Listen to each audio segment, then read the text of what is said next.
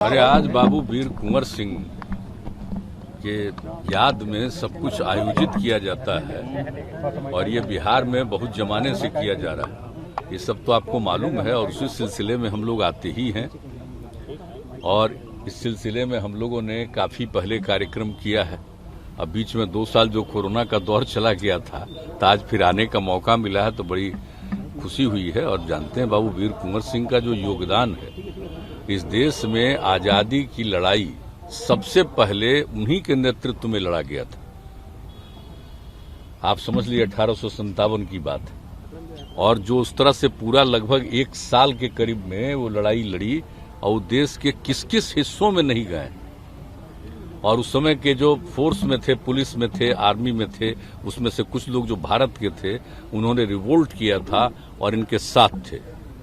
तो कितनी बड़ी बात है, जो पुराना ऐतिहासिक चीज है। आप सब जानते हैं कि इस विषय पर कितना कार्यक्रम हम लोगों ने किया, उन सारी बातों को भी रखा है। तो हम लोग तो करते ही रहते हैं और यहाँ भी देखिए, यहाँ पर हम लोग इनको स्थापित किए, पहले वहाँ थे बीच में, अब यहाँ करके और पूरा का पूरा एरिया को इन्हीं से नामकरण कर दिया। इसका किस तरह से विकास कर रहे हैं, खेल कूद से लेकर के एक एक चीज का सब कुछ किया जा रहा है ताकि नई पीढ़ी को मालूम हो कितनी बड़ी इनकी भूमिका।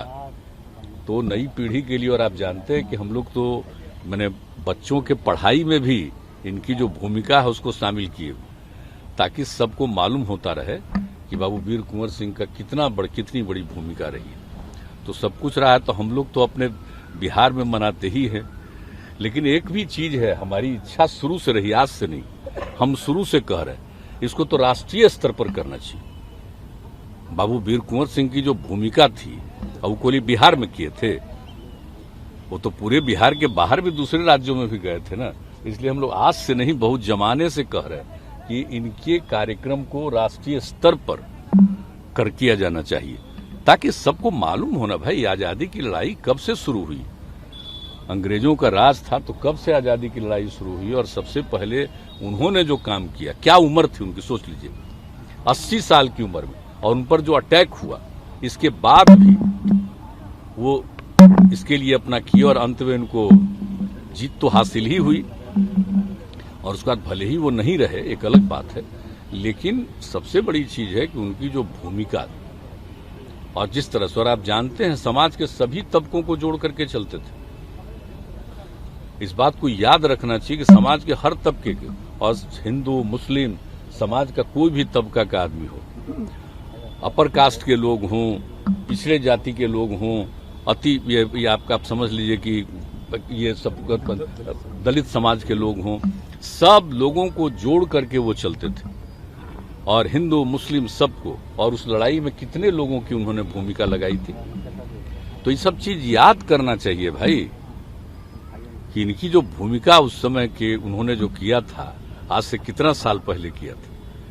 तो हम सब लोगों को, इसीलिए हम लोग इसको जितना संभव हुआ उनकी स्मृति में, खैर यूनिवर्सिटी तो पहले बन गया था हम लोग, लेकिन तो हम लोगों ने उसके अलावे और सब कुछ किया है ना भाई। जो बनाया, गंगा नदी पर ब्रिज बनाए तो उसका भी नामकरण कर दिया। और फिर जब हम ये बनाए एग्रीकल्चर कृषि विश्वविद्यालय बनाए तो उनका भी नामकरण किया। और जहां पर ये इनका जगह था उस जगह को, जगदीशपुर को कैसे विकसित किया और कितनी बार हम लोग जाते रहे, तो सब हम लोग करते रहे। तो आज के दिन फिर आने का मौका मिला तो भीतर से तो बड़ी मन की खुशी न होती है। हम लोग तो बचपन से इन सब चीजों को सुनते रहे, जानते रहे, तो आज आने का मौका मिला। 2 साल कोरोना के चलते मौका नहीं मिलता था, अब मौका मिलता है तो बहुत बहुत भीतर से मन को खुशी होती है। ये करते रहना। जिस तरह से आप आरजेडी की इफ्तार पार्टी में गए, पॉलिटिकल कयास लोग लगा रहे हैं, इसका पॉलिटिक्स से क्या मतलब है?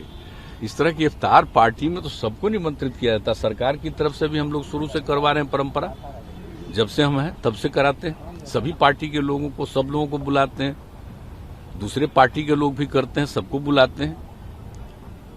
तो उसमें तो कोई भी बुलाएगा और आमंत्रित करता है तो जाते ही ना है जी, और उसमें सबको बुलाता है, हर अलग अलग पार्टी के लोग भी करते हैं। तो भाई उनके द्वारा आमंत्रित किया गया तो गए, उस पर तो सम्मान तो व्यक्त करना ही नहीं चाहिए भाई। श्रद्धा जो उनका पर्व चल रहा है तो ऐसे अवसर पर तो हम लोग करते ही ना है। तो इसलिए गए। उसका राजनीति से क्या मतलब।